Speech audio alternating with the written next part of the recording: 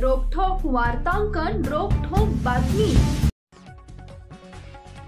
सभासद संचालकांच्या संमतीशिवाय कंपनीच्या स्थावर मालमत्तेवर परस्पर 2,10,00,000 रुपयांचं बोगस कर्ज काढून त्या कर्जाची परस्पर विल्हेवाट लावल्याप्रकरणी पुणे व मुंबई येथील 7 जणांवर बार्शी शहर पोलीस ठाण्यात फसवणुकीचा गुन्हा दाखल झाला आहे। नितीन छटवाल, राहणार अंधेरी, मुंबई, स्वर्गीय देविदास सजनानी, वनिता सजनानी, दीपा सजनानी, मार्क्स थोरात, केशव इड्डा व विनीत तापडिया सर्व राहणार पुणे व मुंबई अशी या प्रकरणात गुन्हा दाखल झालेल्यांची नावे आहेत। सीमा भाऊसाहेब आंधळकर, राहणार सौंदरे, तालुका बार्शी यांनी फिर्याद दिली आहे। फिर्यादीत म्हटले की रामगिरी शुगर लिमिटेड, गुंजेवाडी, सावरगाव, तालुका तुळजापूर, जिल्हा धाराशिवचे मुख्य नोंदणीकृत कार्यालय शिवप्रभा बंगला, देशमुख प्लॉट, उपळाई रोड, बार्शी इथं आहे।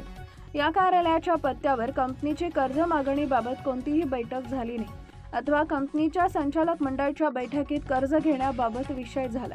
कंपनीच्या नावाच्या स्थावर मालमत्ता तारण ठेवण्याबाबत विषय नव्हता। असं असताना बनावट कागदपत्र बनवून वित्तीय कंपनीला हाताशी धरून कंपनीच्या स्थावर मालमत्तेवर परस्पर 2,10,00,000चं बोगस कर्ज काढून त्या कर्जाची परस्पर विल्हेवाट लावण्यात आली। या प्रकरणी मुंबईसह पुण्यातील असे एकूण 7 जणांवर गुन्हा दाखल करण्यात आला आहे।